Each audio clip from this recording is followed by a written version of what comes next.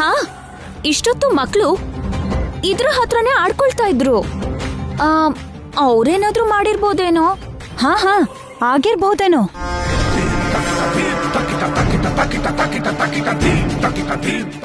ಅವ್ರಿದನ್ನ ನುಡ್ಸೋಕೆ try ಮಾಡಿ ಹೇಗ್ ನುಡ್ಸೋದೋ ಗೊತ್ತಾಗ್ದೆ ಅಲ್ಲಿ ಇಲ್ಲಿ ಎಳ್ದಿರ್ತಾರೆ. ಅಯ್ಯೋ,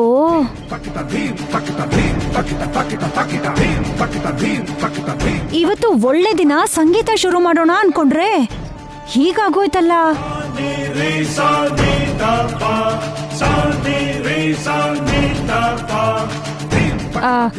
ಹೋಗ್ಲಿ ಬಿಡಿ, ಇನ್ನೊಂದ್ ದಿನ ಶುರು ಮಾಡೋಣ. ಸ್ವಲ್ಪ ಇರು ಗೌರಮ್ಮ. ಅಂದ್ಕೊಂಡ್ಮೇಲೆ ನಿಲ್ಸೋದ್ ಯಾಕೆ ಗೌರಮ್ಮ?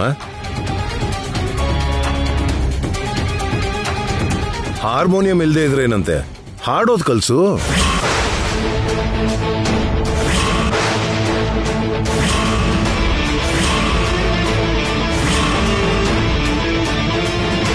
ಶ್ಯಾಮ ಕಲಿಬೇಕಾಗಿರೋದು ಹಾಡೋದು ಅಂತಾನೆ, ಇನ್ಸ್ಟ್ರೂಮೆಂಟ್ ಅಲ್ವಲ್ಲ. ಹೌದೌದು, ಅವಳಿಗೆ ಕಲ್ಸ್ಬೇಕು ಅಂದ್ಕೊಂಡಿದ್ದು ವೋಕಲ್ ತಾನೆ. ಕಲ್ಸಿ ಆಂಟಿ. ಸರಿ ಅಖಿಲ್, ಶುರು ಮಾಡ್ತೀನಿ.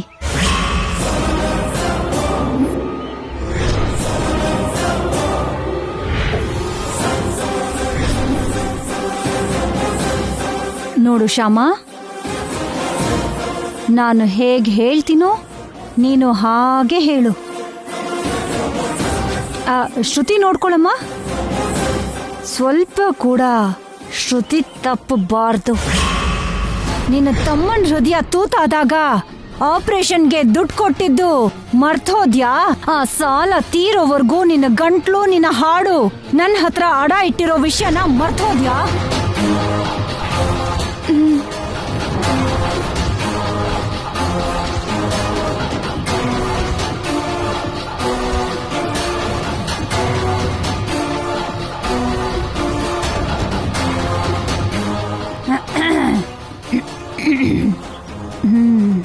सा पा सा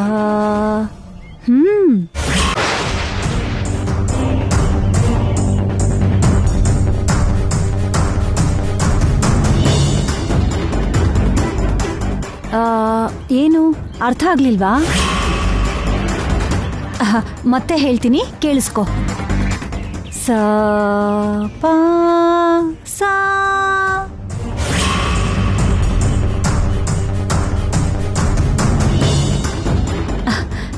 ಏನ್ ಶ್ಯಾಮ ಹಾಗ್ ನೋಡ್ತಾ ಇದ್ಯಾ? ಹಾಡು ಸಾ ಪಾ ಸಾ ಅನ್ನು.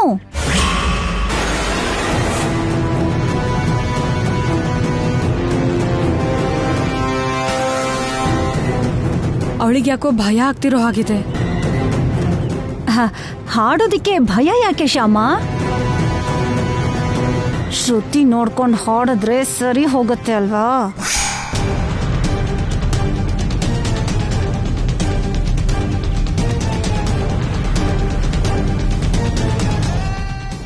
ನೋಡು ನಾನ್ ಹೇಗ್ ಶ್ರುತಿಲ್ ಹಾಡ್ತೀನಿ ಅಂತ. ಸಾ ಪಾ ಸಾ.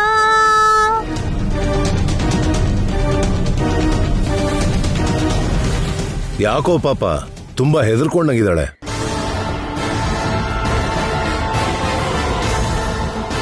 ಯಾಕೆ ಶ್ಯಾಮ ಅಷ್ಟೊಂದು ಭಯ ಪಡ್ತಿದ್ಯಾ? ರೂಪಾರಾಣಿ ಹಾಡೋದನ್ನ ನೀನ್ ಕೇಳ್ತಾನೆ ಇರ್ತೀಯಲ್ವಾ, ಹಾಗೆ ಹಾಡು. ಇವಳು ಭಯ ಹೋಗ್ಬೇಕು ಅಂದ್ರೆ ರೂಪಾರಾಣಿ ಹತ್ರನೇ ಒಂದ್ ಹಾಡು ಹಾಡ್ಸಿದ್ರೆ ಒಳ್ಳೇದೇನೋ.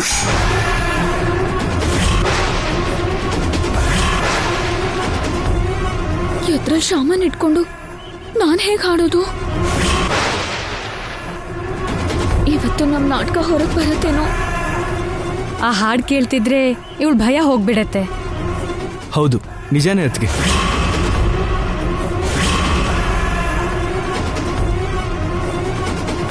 ರೂಪಾರಾಣಿ ಹಾಡು ಕೇಳಿದ್ರೆ ಶ್ಯಾಮಂಗೆ ಸ್ವಲ್ಪ ಧೈರ್ಯ ಬರುತ್ತೆ, ಹೊಸ ಉತ್ಸಾಹ ಬರುತ್ತೆ.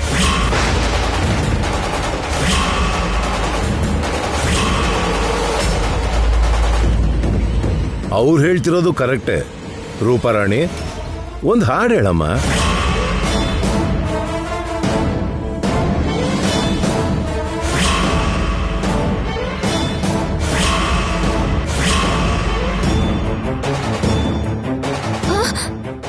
ನಾನಾ ಈಗ ಹಾಡ್ಬೇಕಾ? ಹೌದು, ಈಗ್ಲೇ ಹಾಡಮ್ಮ. ನೀನ್ ಹಾಡಿದ್ರೆ ಶ್ಯಾಮನ್ ಕೂಡ ಹಾಡಬೇಕು ಅನ್ಸುತ್ತೆ.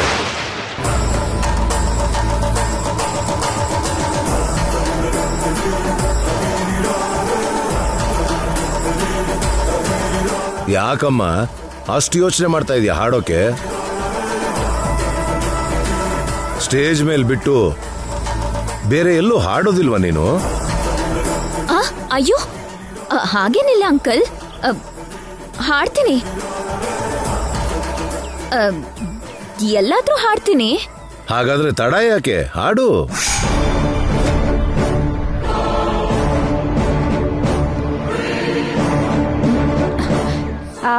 ಹೇಳು ಶ್ಯಾಮ, ರೂಪಾರಾಣಿನ ಹಾಡು ಹೇಳು ಅಂತ್ಯಾ?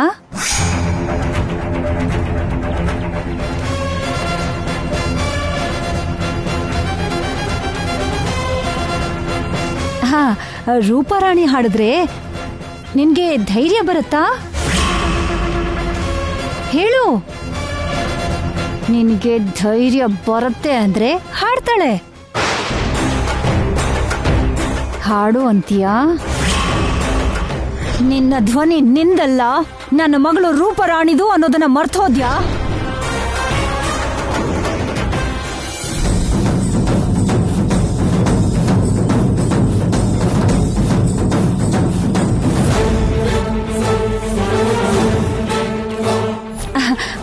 ಹಾಗಾದ್ರೆ ನೀನು ಸರಿಯಾಗಿ ಕಲಿತ್ಯಾ?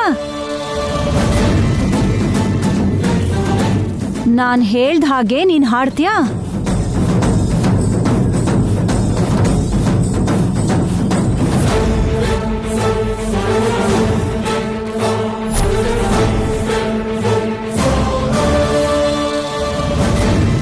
ಹಾಗಾದ್ರೆ ರೂಪಾರಾಣಿ ಹಾಡೋದು ಬೇಡ. ನಾನ್ ಹೇಳ್ಕೊಟ್ಟ ಹಾಗೆ ನೀನ್ ಹಾಡು, ಸರಿನಾ? ಸಾ ಪಾ ಸಾ ಸಾ ಪಾ ಸಾ.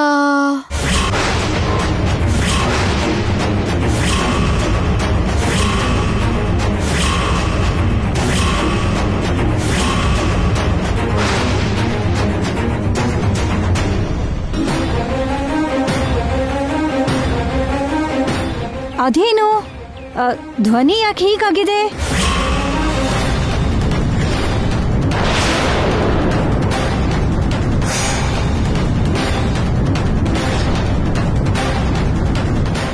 ಸರಿಯಾಗಿ ಹಾಡು ಶ್ಯಾಮ.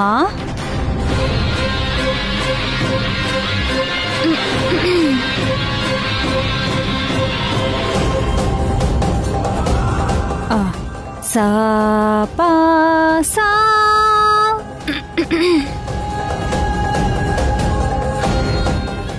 ಸಾ ಪಾ ಸಾ.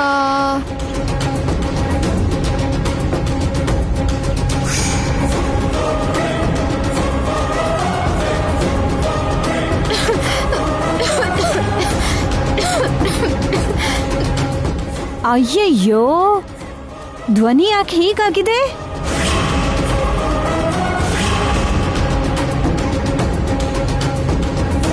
ಆ ಭಯದಲ್ಲಿ ಧ್ವನಿ ಹಿಡ್ಕೊಂಡಿದ್ಯೋ ಏನೋ? ಏನೋ ಗಂಟ್ಲೆಲ್ಲ ನೋವಾಗ್ತಿದೆ. ಗಂಟ್ಲು ನೋವಾಗ್ತಿದ್ಯಾ?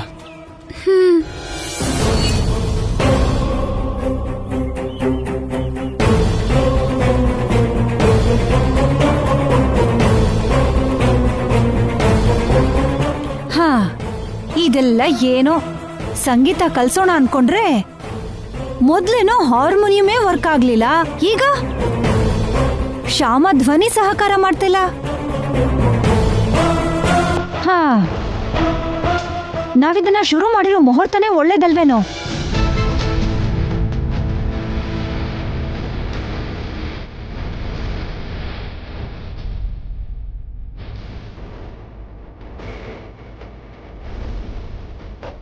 ಅದೇ ಆಗಿರಬೇಕು.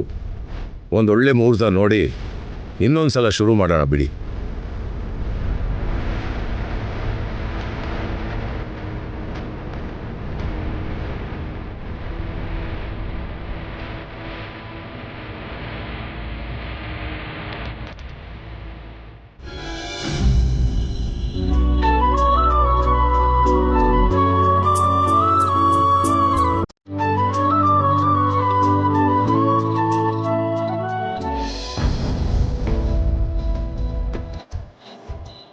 ನೀವು ಎಷ್ಟು ಪ್ರೀತಿಯಿಂದ ಕೇಳಿದ್ದನ್ನ ಮಾಡೋಕ್ಕಾಗ್ಲಿಲ್ಲ.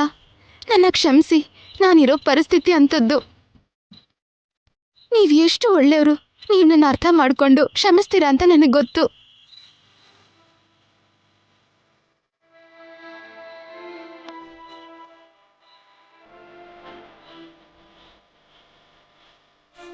ಶ್ಯಾಮಾ, ಗಂಟ್ಲು ಹೇಗಿದೆ? ಪರವಾಗಿಲ್ಲ ರೀ. ಇನ್ನೂ ಗಂಟ್ಲು ಹಾಗೆ ಒಡೆದಿರೋ ಹಾಗಿದೆ. 1 ಮಿನಿಟ್.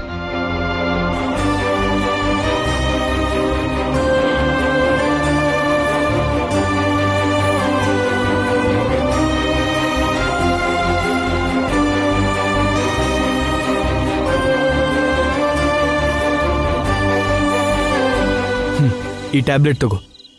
ಮಾರ್ನಿಂಗ್ ಅಷ್ಟರಲ್ಲಿ ಎಲ್ಲ ನಾರ್ಮಲ್ ಆಗುತ್ತೆ. ತಗೋ.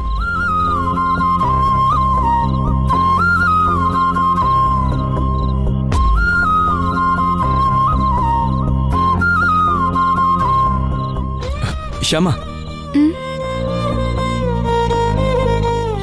ಏನ್ರಿ? Good night.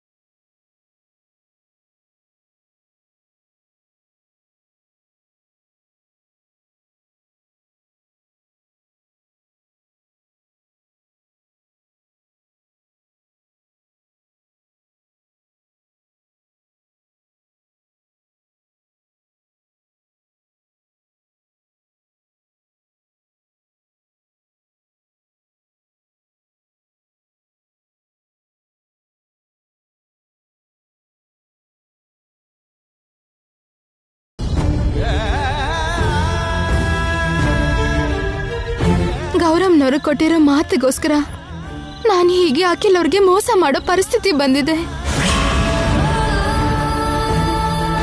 ಹೀಗ್ ಮಾಡ್ತಿರೋದಕ್ಕೆ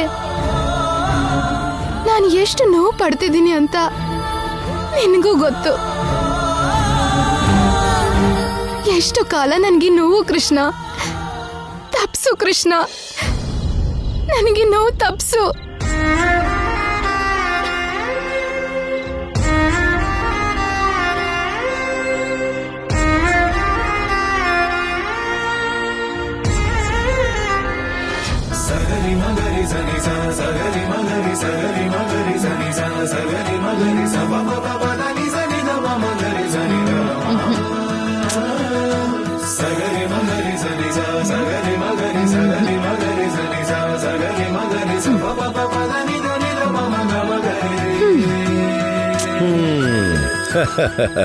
ಏನೇ ಸೀರೆಗಳನ್ನೆಲ್ಲ ಚಾಪೆ ತರ ಹರಡಿದ್ಯಾ? ಫ್ಯಾಕ್ಟ್ರಿ ಫಂಕ್ಷನ್ಗೆ ಯಾವ ಸೀರೆ ಉಟ್ಕೋಬೇಕು ಗೊತ್ತೇ ಆಗ್ತಿಲ್ಲ ರೀ. ಎಲ್ಲ ಚೆನ್ನಾಗೇ ಇದೆಯಲ್ಲ, ಯಾವ್ದೋ ಒಂದು ಉಟ್ಕೋ. ಯಾವ್ದೋ ಒಂದ್ ಹೇಗ್ ಉಟ್ಕೊಳ್ಳೋದು? ಅಷ್ಟು ದೊಡ್ಡ ಫಂಕ್ಷನ್ ಅಂದ್ಮೇಲೆ ಒಳ್ಳೆ ಸೀರೆ ಸೆಲೆಕ್ಟ್ ಮಾಡ್ಕೋಬಾರ್ದಾ? 1 ಅವರಿಂದ ನೋಡ್ತಿದ್ದೀನಿ, ಯಾವ್ದು ಉಟ್ಕೊಳ್ಳೋದು ಅಂತ ಗೊತ್ತೇ ಆಗ್ತಿಲ್ಲ. ಹಾ, ಒಂದ್ ಕೆಲ್ಸ ಮಾಡೋಣವಾ? ಏನು? ನೀವೇ ಯಾಕೆ ಸೆಲೆಕ್ಟ್ ಮಾಡ್ಕೊಡ್ಬಾರ್ದು? ನಾನಾ? ಹೌದು, ನೀವೇ ಸೆಲೆಕ್ಟ್ ಮಾಡ್ಕೊಡಿ. ನಾನು ಹೆಂಡ್ತಿನ ಸೆಲೆಕ್ಟ್ ಮಾಡ್ಕೋಬೋದೇ ಹೊರತು ಹೆಂಡ್ತಿ ಕಟ್ಕೊಳ್ಳೋ ಸೀರೆನ ಸೆಲೆಕ್ಟ್ ಮಾಡಕ್ ಆಗಲ್ಲಮ್ಮ. ಅಬ್ಬಾ ಪ್ಲೀಸ್ ಹಾಗೆ ಹೇಳ್ಬೇಡ್ರಿ, ಸ್ವಲ್ಪ ಹೆಲ್ಪ್ ಮಾಡಿ ಪ್ಲೀಸ್.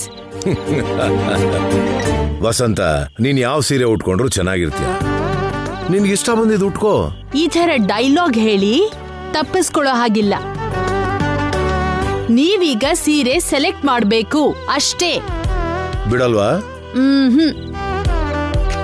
ಅಂದ್ರೆ ಓಕೆ.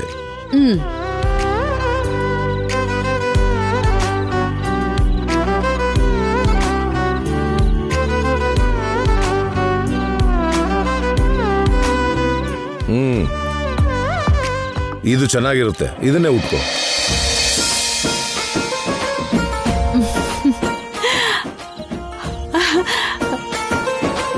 ಹೌದು ರೀ, ಇದು ತುಂಬಾ ಚೆನ್ನಾಗಿದೆ. Thank you very much.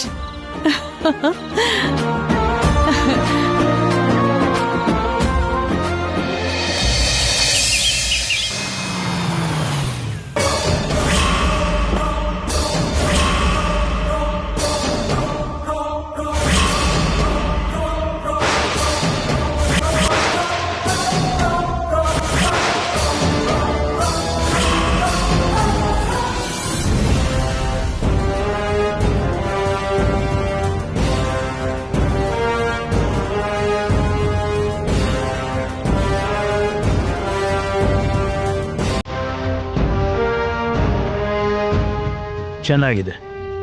Invitation card ತುಂಬ ಚೆನ್ನಾಗಿದೆ. ಅದೆಲ್ಲ ಅಖಿಲೇ ಮಾಡಿಸಿದ್ದು ಮಾವನವ್ರೆ. ಆಹಾ, ಗುಡ್. ಚೆನ್ನಾಗೇ ಮಾಡಿಸಿದ್ದಾನೆ. ಥ್ಯಾಂಕ್ ಯು ತಾತ. ಫ್ಯಾಕ್ಟ್ರಿ ಹತ್ತಿರ ಆ ಪೂಜೆಗೆ ಓಪನಿಂಗ್ಗೆ ಸಂಬಂಧಪಟ್ಟಿರೋ ಏರ್ಪಾಡೆಲ್ಲ ಪೂರ್ತಿ ಆಗಿದೆಯಾ? ಎಲ್ಲ ಏರ್ಪಾಟು ಮುಗ್ದಾಗೆ ತಾತ. Very good.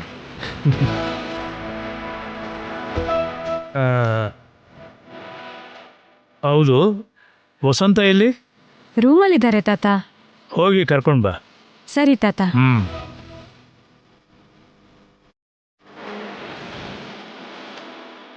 ನಾಳೆ ಫಂಕ್ಷನ್ಗೆ ಈ ನೆಕ್ಲೆಸ್ ಹಾಕೊಂಡ್ರೆ ಚೆನ್ನಾಗಿರುತ್ತೆ ಅದಕ್ಕೆ.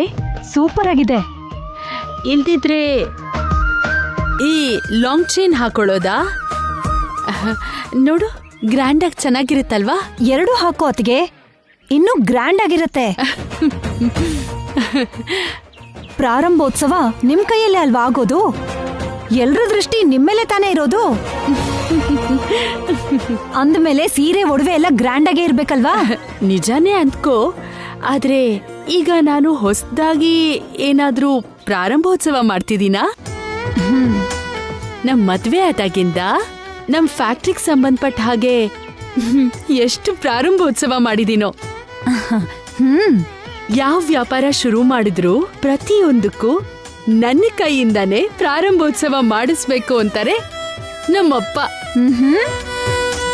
ಅತ್ತೆ, ತಾತ ನಿಮ್ಮನ್ನ ಕರೀತಿದ್ದಾರೆ. ಹೌದಾ? ಅಪ್ಪ ಕರೀತಾ ಇದ್ದಾರಾ? ನಡಿ ನಡಿ. ಹಾ ಬಾ. ಅತ್ತೆ, ಏನತ್ತೆ ಅಷ್ಟ್ ಅವಸರದಲ್ಲಿ ಹೋಗ್ತಿದ್ದೀರಾ? ಫಂಕ್ಷನ್ ನಾಳೆ ಅಲ್ವಾ? ಅಪ್ಪ ಕರೀತಾ ಇದಾರಂತೆ. ನಾಳೆ ಪ್ರಾರಂಭೋತ್ಸವಕ್ಕೆ ಸಂಬಂಧಪಟ್ಟ ಹಾಗೆ ಏನಾದ್ರೂ ಹೇಳಕ್ ಕರ್ದಿದಾರೇನೋ. ನೀನು ಬಾ. ಹಾ, ಬಾ ಐಶ್ವರ್ಯ.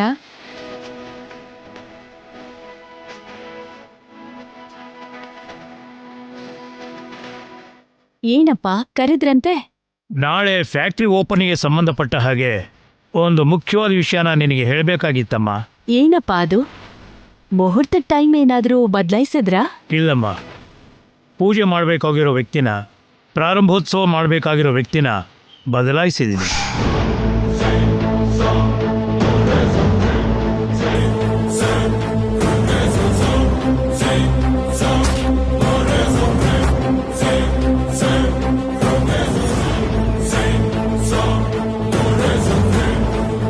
ಅಂದ್ರೆ ನಾಳೆ ಪೂಜೆ ಮಾಡೋದು, ಪ್ರಾರಂಭೋತ್ಸವ ಮಾಡೋದು ನಾನಲ್ವಾ ಅಪ್ಪ?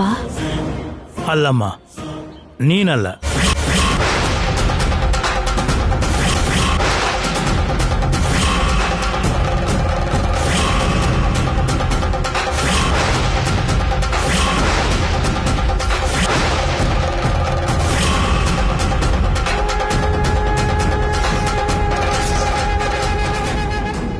ಏನ್ ಮಾವನವ್ರೆ ಇದು? ಯಾವಾಗ ಏನ್ ಪೂಜೆ ಮಾಡಬೇಕಾದ್ರೂ, ಯಾವ ಪ್ರಾರಂಭೋತ್ಸವ ಮಾಡಬೇಕಾದ್ರೂ ನಮ್ ವಸಂತನ ಕೈಯಿಂದಾನೇ ಮಾಡಿಸ್ತಿದ್ರಿ ಅಲ್ವಾ? ಈ ಸಾರಿ ಆ ಕಾರ್ಯಕ್ರಮ ವಸಂತನ ಕೈಲಿ ಮಾಡಿಸೋದಿಕ್ಕೆ ಆಗೋದಿಲ್ಲ.